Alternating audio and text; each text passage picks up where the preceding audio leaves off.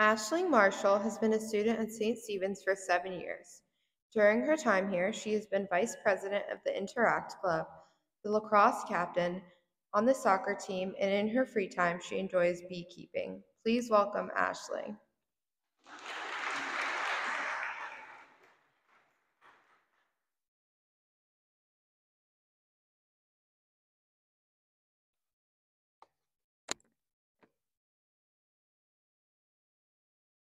I am the youngest of 3 kids in my family and the youngest of my extended family as well.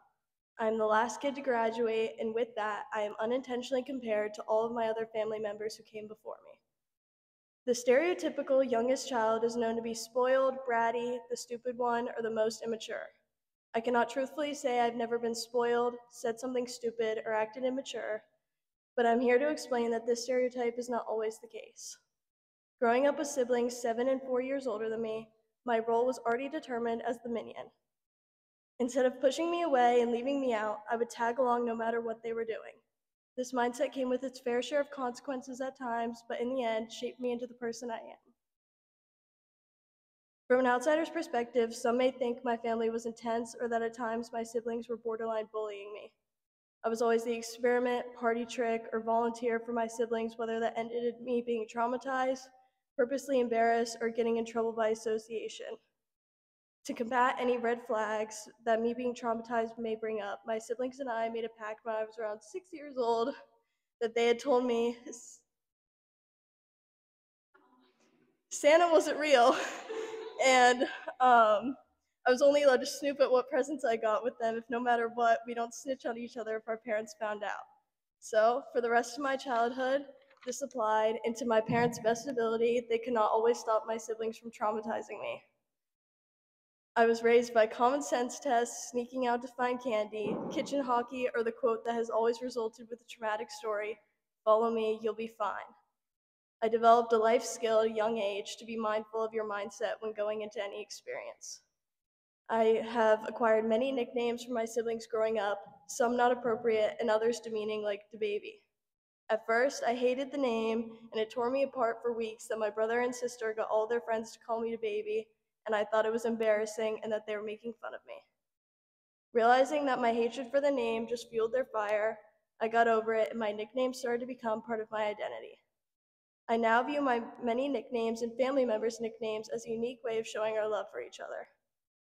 If not for changing my mindset about the nickname, I would continue feeling miserable and frustrated. Now, instead of drowning myself in the thought of problems I can't change or fix, I make it a point to continue living my life and to make an effort to enjoy the experiences I'm thrown into, no matter how many things seem to be going wrong. I now look back at the many so-called traumatic stories that make up my childhood as good experiences, because honestly, I would be scared of who I'd turn out to be without them. I'm proud to be the youngest, and I've watched everyone grow up around me, so I've come to terms with the mindset everything happens for a reason. I'm aware that there are an infinite amount of possibilities that cause things to happen in your life, and I've been made aware of that watching my siblings grow up and become their own people. I have faith that if I maintain the mindset that no matter good or bad, opportunities or experiences that help you get out and live your life, you are forced to find the good and fun in life and accept that it's not just created for you.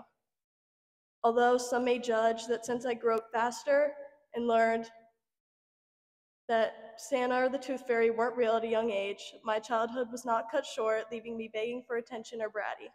Instead, I learned that although some of these experiences may have been traumatizing at the time, I view them now as funny memories that have helped me become a more well-rounded, thoughtful person. My childhood meant everything to me, and I'm so grateful that I was raised with a strong grounding. Now, I want to thank the ones that made that possible. Mom, thank you for always supporting me, taking care of me, and making sure I have lunch every day. You always listen when I have to rant, even if you have a headache, and for being my lifeline if anything goes wrong. I love you.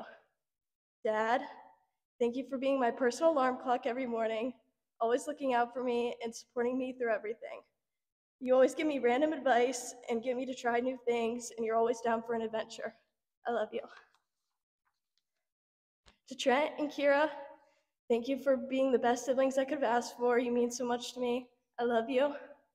Julia, Thank you for being a sister and a best friend to me. You're always there for me no matter how badly I annoyed you. You have helped me become a better person by being your friend. I'm so grateful to have you in my life, and I'll miss our iPad kid nights, singing to Pitch Perfect, and going to get McDonald's cookies. I love you. To my friends, Emily, Isabella, and Sophia, thank you for being there for me throughout these past years. I love you guys. Where am I? To all my other friends, I appreciate you all so much, and I don't know how I would have gone through these years without you. To Mr. Holt, thank you for dealing with my lateness every day for the past years and your kindness. I will miss seeing you every morning. To the Cottons, Mrs. Kahn, and college counseling, thank you for always being a place I can go during school, helping me out and listening whenever. Also, thank you, Ms. Kahn, for being the best advisor and dealing with all of our problems. To everyone else who has helped me get here, including all of my teachers and coaches, thank you and I appreciate you. Anyways, that's it. Thank you all for listening.